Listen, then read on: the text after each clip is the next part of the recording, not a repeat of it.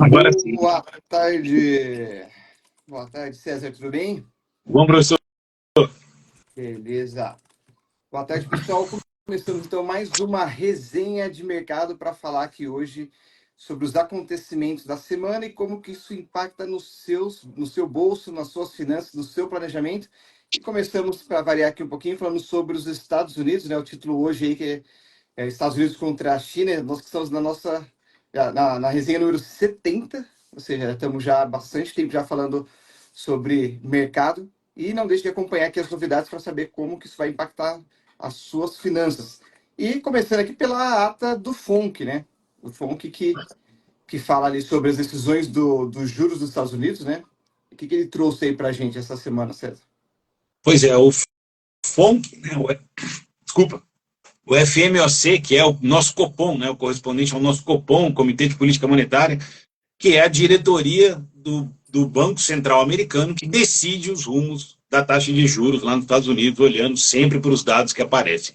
Eles tiveram a decisão de juros semana passada, resolveram manter, a gente comentou bastante aqui, agora saiu a ata, né? Eles fazem uma reunião com uma ata oficial que sai uns dias depois. O Brasil é muito parecido, né? A gente copiou bastante lá o método deles, né? O Banco Central deles é do começo do século XX, o nosso é de 1964. Então a gente pegou um negócio quase pronto já e copiou bastante coisa, por isso que o nosso é desse jeito.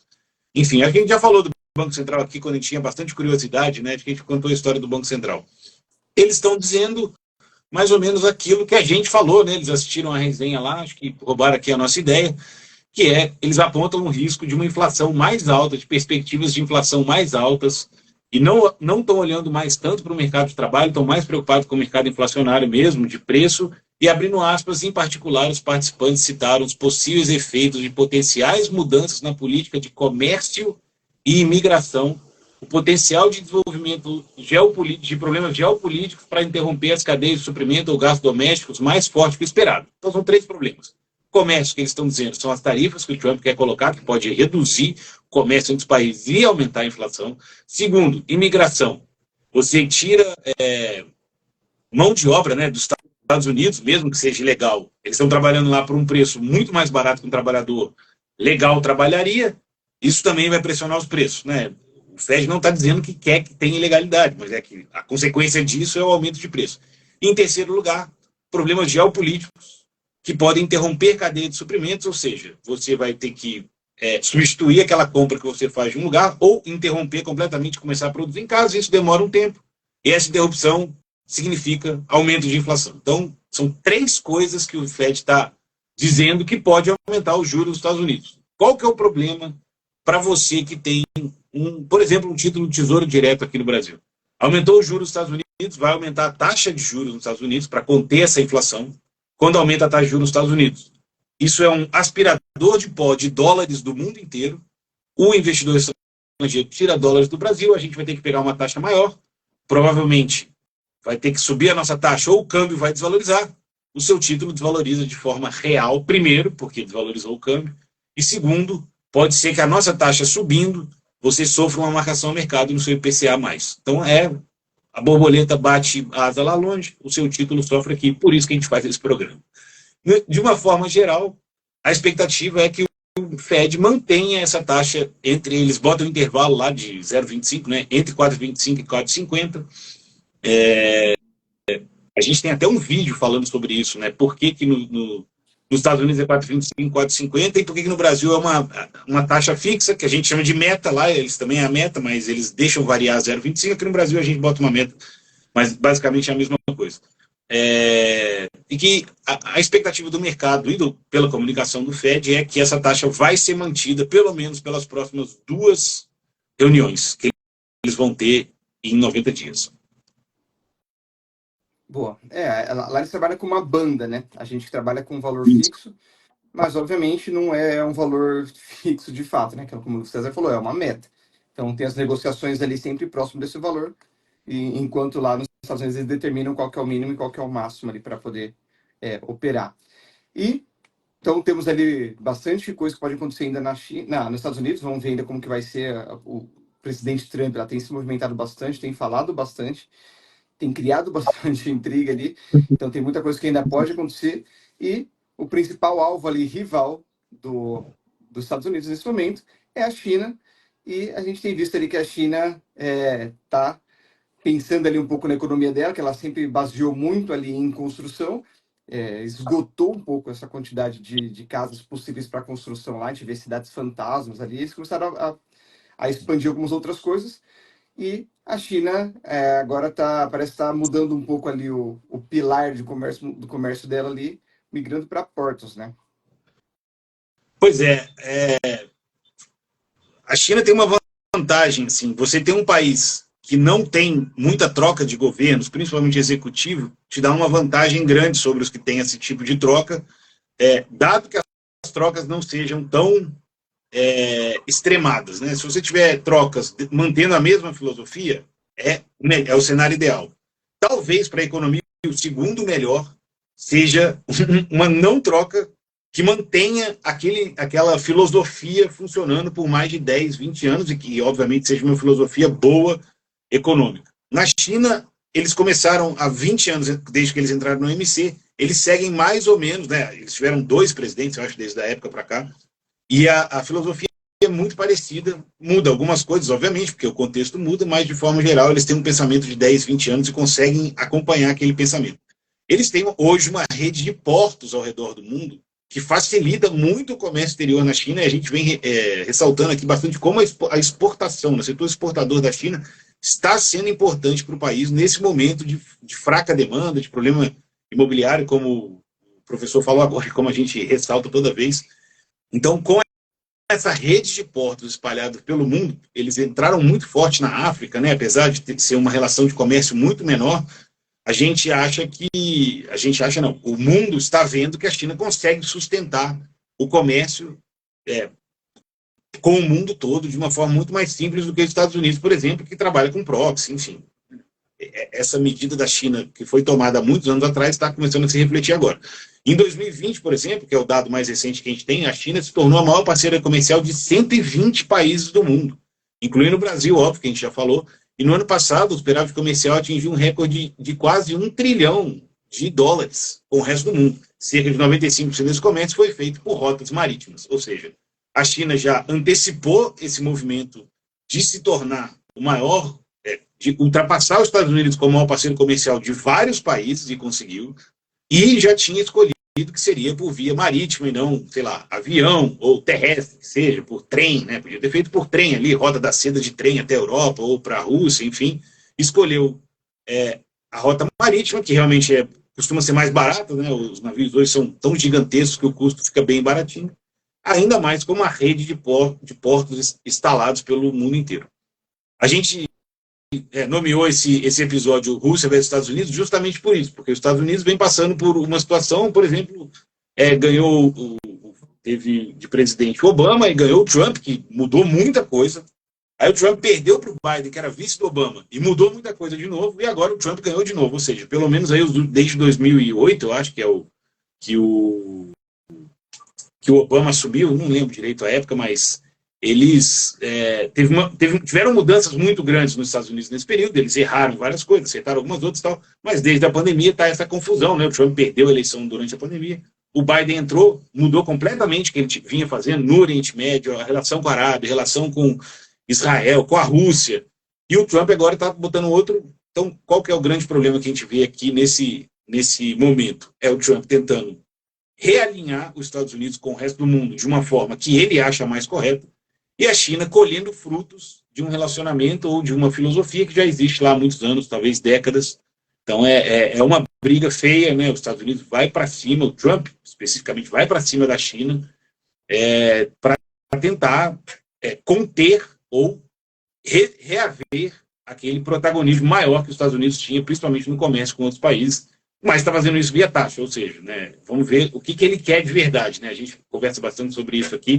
Às vezes ele fala uma coisa, mas ele quer outra completamente diferente. Com certeza. E lá na zona do euro a gente viu que os papéis das empresas que são ligadas de alguma forma à área militar deram uma puxada boa ali no preço das empresas. Isso a gente já viu nos Estados Unidos, isso sempre foi muito comum, sempre que tem alguma guerra, alguma coisa assim, a indústria bélica tem um impulsionamento, mas fazia tempo que eu não via isso acontecer aqui na Europa, principalmente por conta da guerra da Ucrânia, porque os Estados Unidos, né, com o Trump, ele deu uma saída de cena, né, meio que jogou a bomba, falou, não é problema meu, é problema de vocês, não vou ajudar, não vou ficar ajudando a Ucrânia como vocês, como o ex-presidente estava fazendo, e nem vamos seguir, né? Então, isso dá uma impulsionada nas ações bélicas ali da Europa, né? Pois é, a Europa está passando por um momento muito delicado economicamente e geopolítico também. Os Estados Unidos está negociando direto com a Rússia o fim da guerra, passou por cima de OTAN, passou por cima de Europa, passou por cima de tudo, deixou meio escanteada a Europa nessa decisão, e era uma decisão da OTAN, né? Teoricamente, a OTAN está fornecendo armas para a Ucrânia se defender da Rússia, porque a Rússia não quer que a Ucrânia entre na OTAN, enfim.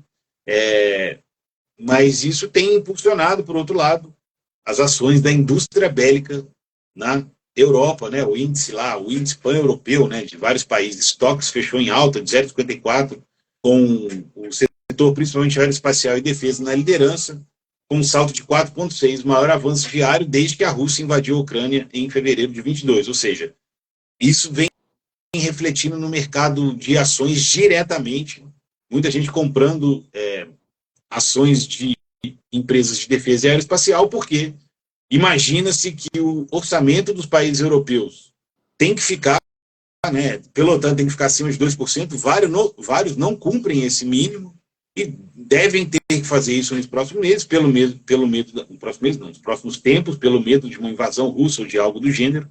Então o pessoal já está se posicionando em imaginar um conflito maior, talvez, ou não um conflito em si, mas um aumento da tensão que leva a um aumento de gastos com defesa, de empresas de arma, sei lá, tudo, uniforme, aeronave, tanque, enfim, para a Europa se proteger do que pode vir aí desse final de guerra entre Ucrânia e Rússia.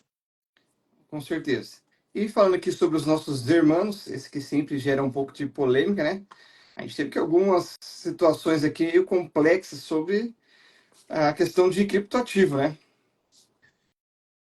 Pois é, a gente continua na Argentina porque a Argentina é sempre fonte de notícia, cara. Diferente da Europa, tem até que cortar algumas notícias da Argentina aqui e nenhuma é uma notícia normal. São todas notícias que causam um rebuliço de todos os lados aqui do que a gente recebe de comentários e tudo.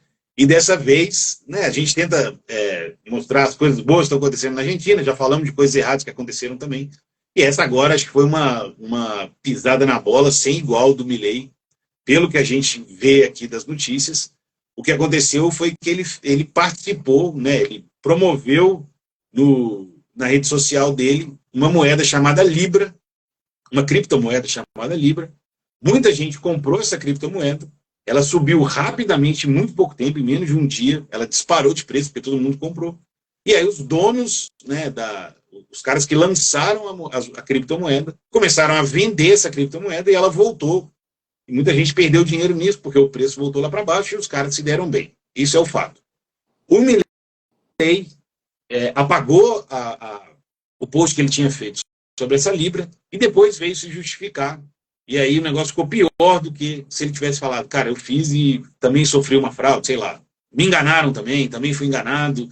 Mas como presidente da República, ele não pode fazer algo desse tipo, né?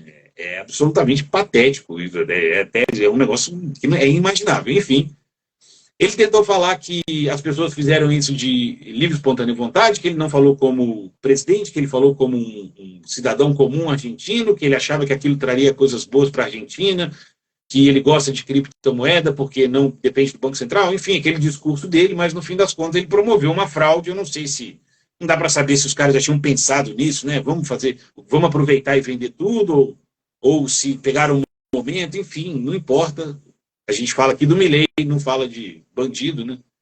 De nego que a gente fala só para as pessoas tomarem cuidado para não cair nesses esquemas, porque eles acontecem muito, ainda mais em mercados que a gente conhece pouco ou tem menos regulação. A vantagem da criptomoeda, segundo ele, é a falta de regulação, né? Deixar isso livre. Só que essa mesma vantagem é a que faz com que tenham tantos golpes nessa área, né? Pois é, e os golpes são rápidos, né? Às vezes não dá tempo de você se defender. Ele está tomando processo na física por ter divulgado isso. Muita gente que perdeu dinheiro está acusando ele de ser cúmplice do esquema, né? Dele ter usado aquilo para também ganhar dinheiro. Ele acabou falando que não promoveu, só divulgou, e quem vai no cassino também perde dinheiro e tal, e que achava que era uma coisa normal, e não é, mas não é uma coisa normal. Ele é o presidente da Argentina, ele fala disso o tempo inteiro. Enfim, lambança completa, só para a gente lembrar que a gente ainda está na América Latina e essas coisas vão continuar acontecendo, independente de quem seja. Inclusive, aproveitando aqui o gancho, para quem fala da alternativa à criptomoeda como uma libertação do sistema de controle dos estados, comparar isso com um cassino também só piora a lambança, né? Então, você faz uma Pois é, lambança e depois, na hora de corrigir, você piora, né? exato. E tem vários sinões, né? Porque, assim, de uma forma geral, a ideia de criptomoedas é uma ótima ideia. Eu não sou absolutamente contra, mas é a mesma coisa que acontece com todas as coisas no Brasil também, né? Enfim, tem várias boas ideias que são corrompidas e acabam levando o negócio inteiro para um mau caminho, enfim. Mas não é. Isso é um golpe com criptomoedas. Existe golpe com todos os tipos de golpe com boi, com pneu, com tudo que existe no mundo. Com certeza. E falando aqui sobre o Brasil, a gente também teve bastante novidade. A gente viu ali que aqui no Brasil a gente divulga um índice chamado IBCBR, que ele é uma proxy, ou seja, ele é uma antecipação ao PIB. E a gente viu ali que ele veio bem abaixo do esperado, dentro das expectativas tanto daqui da XP quanto do mercado. A gente foi um pouco decepcionado aqui nessa semana, né? Pois é, esse índice, que é o IBC, a gente gosta de falar dele, que ele é justamente o proxy do PIB. Ele registrou uma queda de 0,7 entre novembro e dezembro do ano passado, no finalzinho do ano. Lembrando que o PIB estava vindo muito bem durante o ano, né? A expectativa é que ele feche bem acima de 3, talvez acima de 3,5, mas no final do ano a gente já tem aí um asterisco mostrando como recuou bastante, como pode ter recuado, né? A expectativa do IBC era de queda de 0,5, 0,4 mais ou menos, ele caiu 0,7. Ele encerrou uma sequência de 4 aumentos consecutivos, né, que vinham do PIB do ano passado. Realmente foi um ano bom para a produção no Brasil. A gente falou bastante disso aqui no passado, né, que apesar dos problemas que a gente indicava fiscais, eles têm um lapso para bater na economia real. Então a economia continuava crescendo, a gente estava em pleno emprego, capacidade ociosa muito baixa. Então tudo isso beneficiou demais o PIB do ano passado. Falando agora um pouco desse ano, em relação a. Tá me ouvindo aí, professor? Estou ouvindo, pode falar. Em relação a esse ano, saiu uma notícia agora, né? Na verdade, acho que saiu ontem, hoje de manhã, que não tem dinheiro mais para o plano safra, né? Então, isso o Ministério da Fazenda soltou um ofício dizendo que não tem como mais dar esse benefício do plano safra para os produtores no Brasil, enquanto o orçamento de 2025 não for aprovado. Pode ser só uma jogada do Ministério para pressionar a votação do orçamento, porque a bancada rural é muito grande no Congresso, e ficar sem esse dinheiro vai prejudicar muito o agro e vai aumentar demais a inflação no Brasil, né? Porque a maioria, a taxa é muito mais baixa do que a taxa feita no mercado. E é assim que a gente sobrevive aí, né? O agro não é que sobrevive por causa disso, mas consegue taxas mais baixas que o mercado. Notícia de agora, o Haddad está pressionando, pelo jeito é uma forma de pressionar o Congresso a votar logo o orçamento de 25 para ele poder reabrir a torneira e tomar as medidas que ele tem que tomar. Enfim, mas de qualquer maneira é uma medida extrema que pode irritar bastante muita gente, né? Assim, independente de eu achar certo ou errado, mais uma. Se o governo estiver olhando para aprovação, né? E já tiveram 2 quedas grandes desde o começo do ano, né? Teve a questão do PIX, que machucou muito o governo, agora em fevereiro também teve a questão da inflação, que saiu mais notícia sobre o Lula, sobre a aprovação do Lula, ele caiu mais ainda, né? Aumentou muito quem desaprova e caiu muito quem aprova. Se o governo estiver olhando para isso, foi um tiro no pé, e isso pode ter reflexo ruim aí no lado político para o governo. Com certeza. E a gente viu também que o governo fez o leilão, né, como costumeiramente é feito, o leilão dos títulos públicos. E, ao contrário das outras edições, esse teve uma saída muito positiva com taxas abaixo do que era esperado. Então, a gente viu ali que não estava saindo nenhum tipo de negociação, passamos algumas vezes aqui zerados, porque o mercado estava com muita desconfiança.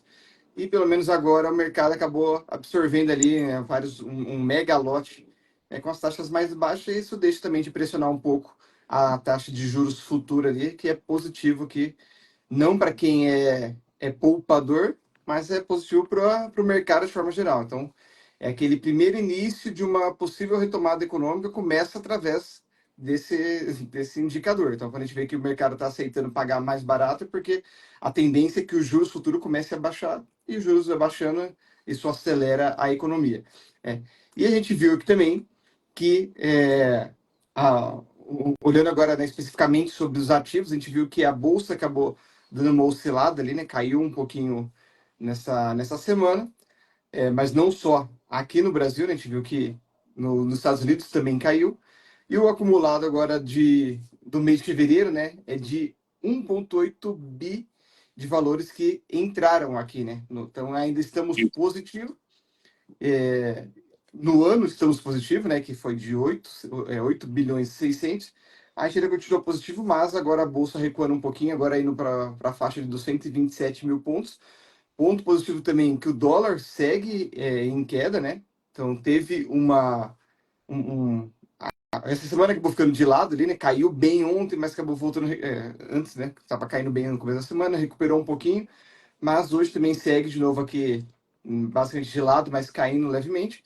Então estamos aí com um dólar de 5,70, que já dá uma arrefecida, né? Lembrando que a gente chegou a quase 6,50, né? Cair para 5,70. Ainda está bem alto, mas já muito mais positivo, no acumulado no principalmente. Mas o dólar segue perdendo força frente às demais moedas, né? Então, frente ao DXY, que é aquela cesta das principais moedas do mundo, ele segue também em queda. Para compensar um pouco ali, quem é investidor, quem gosta dos fundos imobiliários, a gente viu ele também que deu uma leve retomada, né? Porque os números do IFIX, dos fundos imobiliários, foram bem ruins no ano passado. Começamos o ano mal, começamos esse mês também mal, mas parece que está minimamente voltando, e a gente sabe que essa taxa de juros caindo, quanto mais forte ela cair, mais vai ser também um reflexo disso positivamente para os ativos imobiliários. Tá? Então, só para ter uma ideia aqui, ó, a taxa hoje, né, a taxa de juros está caindo 1,13, né, e o IFIX está aqui subindo 0,7. Então, ou seja, a gente tem uma correlação inversa aqui muito forte. Então, os juros caindo também, voltando a cair, vai melhorar toda a precificação desses ativos imobiliários e aos ativos também de renda fixa que são pré-fixados, né? É, lembrando que que o pessoal tem o costume de olhar muito para a taxa Selic para ver e olhar isso para os investimentos e olhar a taxa Selic. Cara, é importante, obviamente, ela é uma taxa importante, mas muito mais importante que a taxa Selic são os DI futuro. Tá? Isso que importa na hora de você olhar para o seu investimento, né? Se você vai fazer um investimento em renda fixa, por exemplo, você quer comprar um pré-fixado para 2035, você tem que olhar como que está a curva DI ali e comparar com os outros para ver aonde que está. Né? É isso que vai refletir, é isso que reflete nos fundos imobiliários. A Selic é uma aproximação, óbvio, que se a Selic estiver alta, os fundos imobiliários não dá problema, mas se a gente olhar para a taxa futuro e a taxa futuro começar a cair, como está caindo esse ano, né? A maioria está caindo quase 9%, 8% no ano, isso reflete bem nos fundos imobiliários. Né? E a Selic está subindo. Então, se você olhar só para a Selic subindo, você vai falar, putz, esse fundo imobiliário vai mal. Mas não, ele está refletindo, né, o preço do fundo imobiliário, o preço em geral, né, dos FIIs, vai refletir a queda da taxa de juros futura. A taxa de juros futuros, que está agora caindo, então está indo para 14,45. Então, ou seja, está caindo já bastante em relação ao que também foi o passado recente, que a gente viu ela beirar ali os 16, né? Então, retomou bastante também. E isso sempre reforça a importância da diversificação, né? De colocar outros ativos na carteira, nem só do basicão ali que a gente está acostumado a deixar, de esse dinheiro na conta que está rendendo. Primeiro que isso rende pouco, e ainda numa taxa que deve caminhar para uma queda, né? Ah, mas está falando que está subindo ainda, né? A taxa é 14, tudo bem, é expectativa, né? O DI é expectativa, mas a expectativa está caindo, e quando a expectativa cai, já melhora bastante, a gente sente o reflexo, né? Lembrando que a Selic, como você falou, é a taxa de um dia, a taxa do dia, e o DI está refletindo então o futuro. Por isso é importante fazer sempre essa diversificação, mesmo que a bolsa esteja ali ainda meio que caindo, sobe um pouquinho, cai um pouquinho. No ano ela está positiva, mas ainda tem muito espaço para ser retomada, a gente ainda está muito defasado. Obviamente a gente não sabe quando que vai subir. Se a gente soubesse, ao invés de estar gravando essa conversa, a gente estaria fazendo aqui só operações visando o momento certo. Só que como a gente não sabe, ninguém vai saber, a gente consegue ter uma estimativa de que o preço está desbalanceado, está errado. Então é importante para todos os investidores colocar ali um pouquinho dentro do seu planejamento, dentro do que é esperado para que faça sentido, né, dentro da sua carteira. Aí sim, a gente está aqui para te ajudar. Eu e o César Casolari estamos aqui para poder te ajudar a fazer esse planejamento. Mais alguma inserção, César? Eu ia falar que se a gente soubesse, a gente poderia estar fazendo live, mas eu não ia estar em São Paulo, com certeza. Ia estar em algum lugar com uma praia bem bonita, bem longe daqui. Com certeza. Como a gente não está lá, está aqui para poder, não para prever o futuro, mas para entender quais são os possíveis Exato. cenários e como que a gente consegue se antecipar ali e montar uma carteira que suporte essas oscilações e aproveite as melhores oportunidades. Então, fala aqui comigo, com o César, toda a equipe da Maralto Capital. Ficamos aqui mais uma semana e voltamos semana que vem para poder trazer mais novidades que vão impactar o seu bolso. Valeu, um abraço e até mais. Valeu, professor. Grande abraço. Valeu, pessoal.